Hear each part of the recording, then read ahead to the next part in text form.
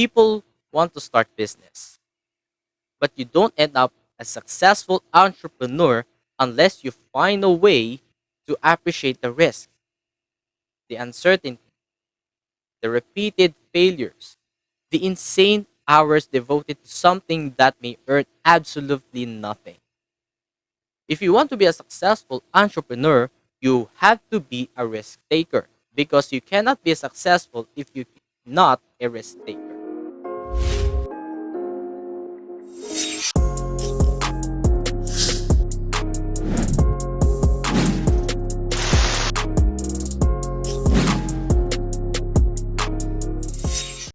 Hi everyone, welcome to the Life Moments podcast, and we're here to talking about self-improvement, testimonials, motivational lessons, and real-life lessons. My name is Jerald Galing, your host, and thank you so much for tuning in and for being here. If you are a new listener of the show, then welcome to the podcast. And if you are a true listener of the podcast, then welcome back to the show. Hello and welcome back to another episode that we have to share our lessons to everyone to make wealth and live good. How are you guys? I know that ECQ, and if you live in Manila, I know na lockdown dyan and pataas ng pataas ang cases. Sa bahay ulit tayo at walang labasan and anything. Napakahirap talaga ng buhay pero kailangan natin kayanin, so laban lang. Sit back and relax, and don't worry, I will make you comfortable for this episode and for this show.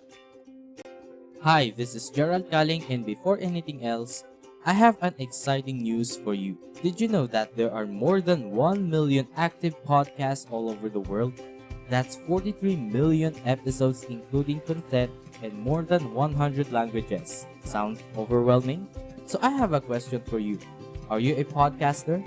Did you want to monetize your podcast? Don't worry, Podmetrics makes it easy to make your brand to target your decided market.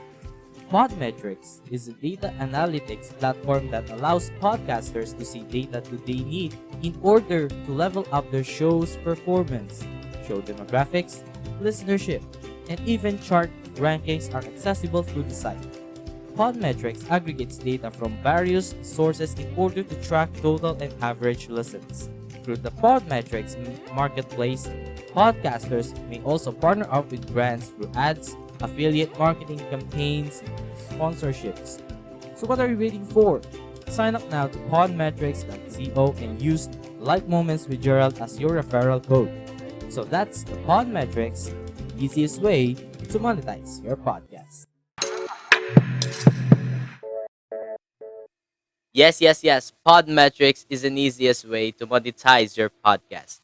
So if you are a podcaster or aspiring podcaster, so what are you waiting for? Sign up now to podmetrics.co and don't forget to use our referral code in the description of this episode. And if you are an advertiser that wants to make a brand collab with our podcast, just head it over to advertiser.podmetrics.co and fill the form. Also, we have a Lazada and Shopee affiliate links in the description. So once you use our links, is we will have a commission percentage based on your purchase. So for example, your item is worth 500 pesos. So just pay 500 pesos, no more, no less. Bahala na po yung Shopee and Lazada kung paano po nila kami mabibigyan ng percentage based on your purchase. So that's the Podmetrics, the easiest way to monetize your podcast. So let's start our episode. On this episode, we are here to talking about from this book of Mark Manson called The Subtle Art Not Giving an F. Yeah. As you can see, this orange book by Mark Manson. Yeah. So if you want this book, so click the link in the description below and add to cart now. So let me be transparent to you. So if you're interested, just click the link and add to cart now if you want to have to buy this book uh, to have your own, right? So I have this something question to you. Why happiness is a problem? What are you talking about, Gerald? When most people seek happiness, They are actually seeking pleasures, good food, more time for TV and movies, new car, parties with friends, full body massages, losing 10 pounds, becoming more popular, and so on. But while pleasure is great, it's not the same as happiness. Pleasure is correlated with happiness but does not cause it. Ask any drug addict how their pursuit of pleasure turned out. Ask an adulterer who shattered with family and lost their children whether pleasure ultimately made her happy. Ask a man who almost ate himself to death how happy pursuing pleasure made him feel. Pleasure is a false god. Research shows that people who focus their energy on materialistic and superficial pleasures end up more anxious, more emotionally unstable, and less happy in the long run. Pleasure is the most superficial form of life satisfaction, and therefore the easiest. But also, our happiness is good when it comes to solving problems. First term is happiness comes from solving problems. Problems are a constant in life. When you solve your health problems by buying a gym membership, you can create a new problems, like having to get up early to get to the gym on time, sweating like a meth head for 30 minutes on an elliptical, and getting showered and changed for work so you don't stink up the whole office. Another example is when you are joining the networking company, you're also creating new problems, such as capital, how much the products that you want to resell it, and so on. Problems never stop. They merely get exchanged and or upgraded. Of course, paltinin ng buhay ang problema. Kasi kung walang problema sa mundo, walang saysay ang buhay nating lahat, di ba? Kaya may problema sa mundo para na din sa ikabubuhay natin at magkaroon ng magandang pamumuhay kapag nagsosolve tayo ng problema araw-araw. Because problem is limitless. Unlimited lang mga problema. So, imposibleng walang problema sa mundo. So, bakit andiyan yung mga problema na yan? Para mas mag-improve tayo. No? Huwag lang tayong magpapadala sa mga problema na yan. Okay? Happiness comes from solving problems. The keyword here is solving. Solving. If you're avoiding your problems or feel like you don't have any problems, then you're going to make yourself miserable. The secret sauce is in the solving of the problems, not in not having problems in the first place. To be happy, we need something to solve.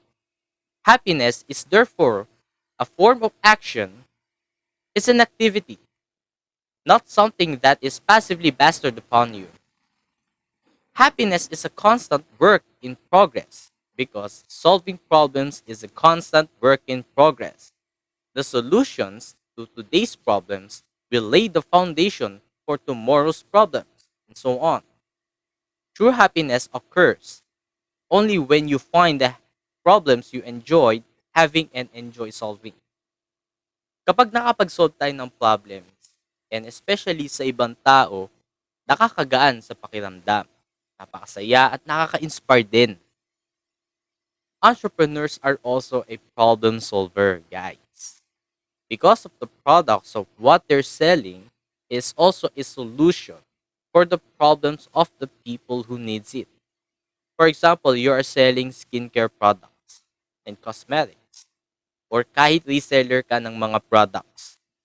What is the purpose of your product? Is for the person who loves to use cosmetic products.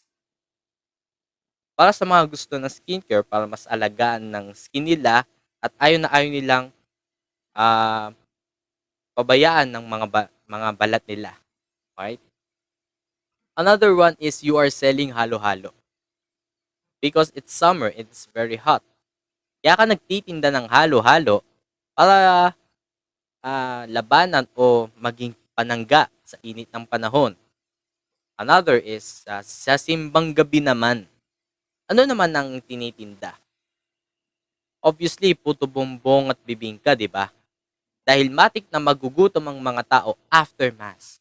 Siyempre, madaling araw yan, di ba? Unang-una, maaga silang gumising para magsimba.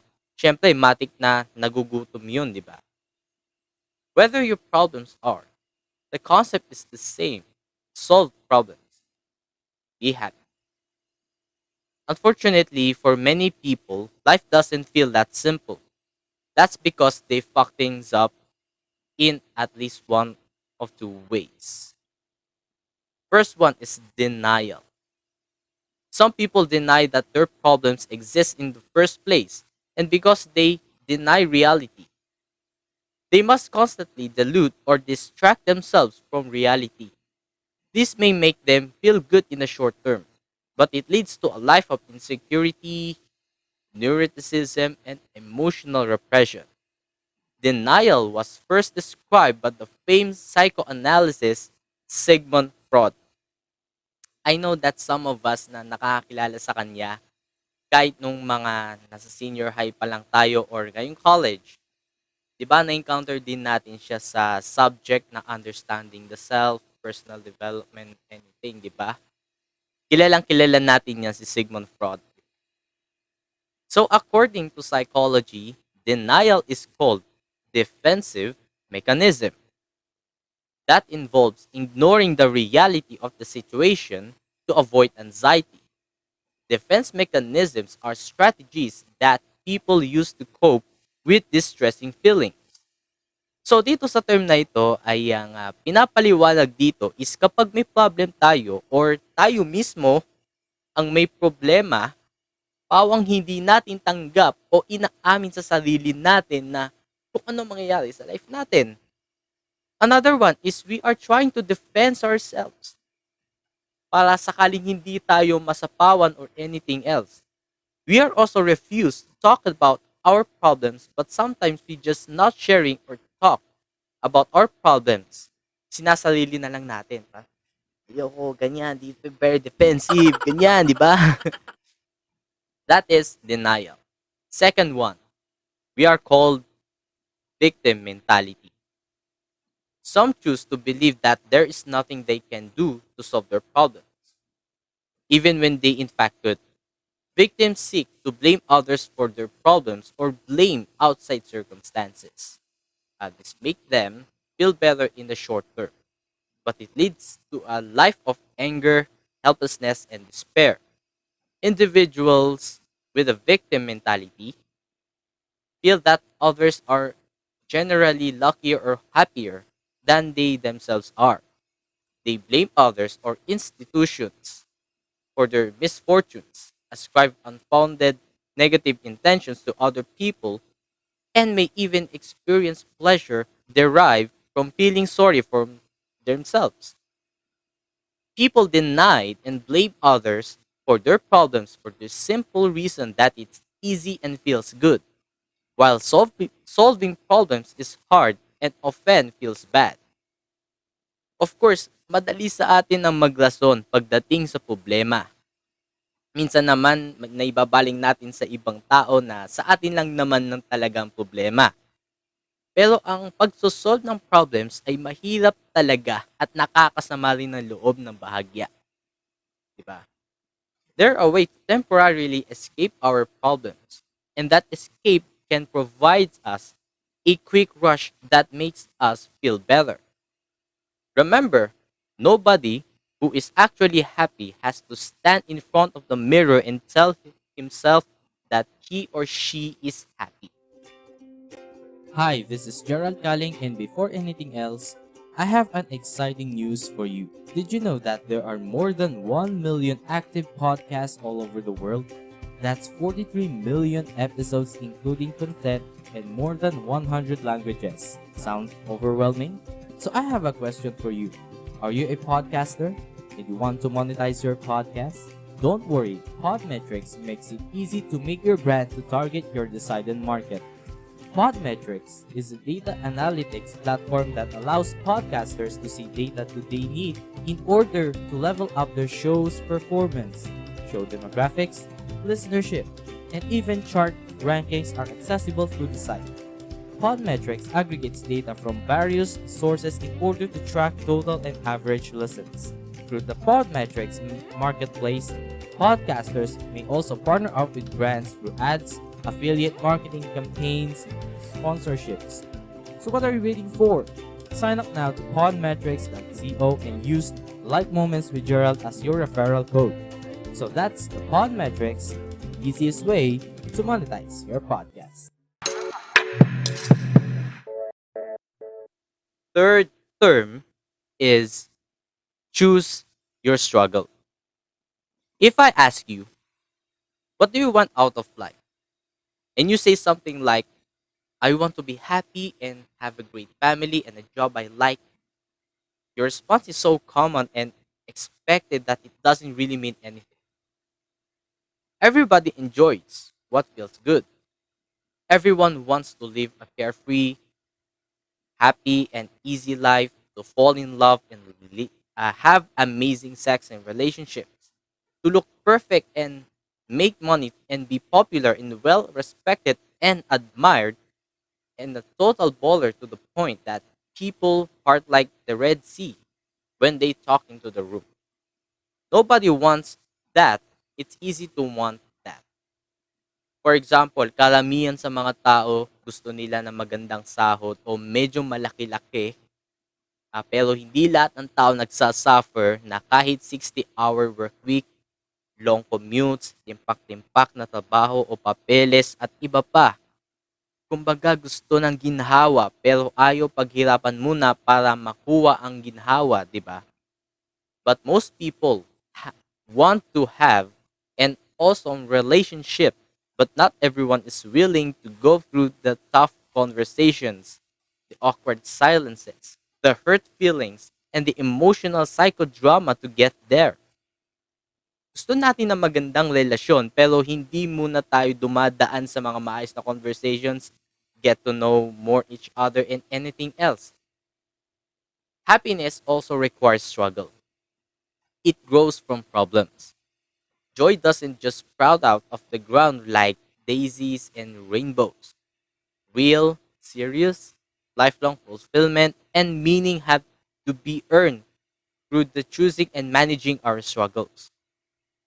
People want to start business, but you don't end up a successful entrepreneur unless you find a way to appreciate the risk, the uncertainty, the repeated failures, the insane hours devoted to something that may earn absolutely nothing. If you want to be a successful entrepreneur, you have to be a risk taker because you cannot be successful if you're not a risk taker. Remember, don't be afraid to take risks because if you are a risk taker, you will achieve success. It's not just a successful entrepreneur, also in your life as well. And yeah, so that's all for this episode. And thank you very much for tuning in to our episode. And if you like this content, please, please check out all of our socials. Please like, follow, and subscribe to our following my Facebook page, Life Moments with Gerald Podcast, my Instagram at Gerald Galing 1028, and the Life Moments Podcast, which is yung Instagram natin is dalawa na po, which is my personal account and the page ng podcast. My Twitter at Gerald Galing, my TikTok at Alpha Gerald 1028, and please don't forget to subscribe Gerald Galing, my YouTube channel, and click the notification bell para updated kayo sa mga podcast episodes na ating i-upload sa ating channel. And also, available our podcast to Spotify, Apple Podcasts, Google Podcasts, and many, many more. Just search The Life Moments with Gerald Galing. This is Gerald Galing, as I always say. Just keep spreading positivity and stay motivated. This is The Life Moments Podcast. Yes, yes, yo! 감사합니다. Take care and stay safe. Padayon!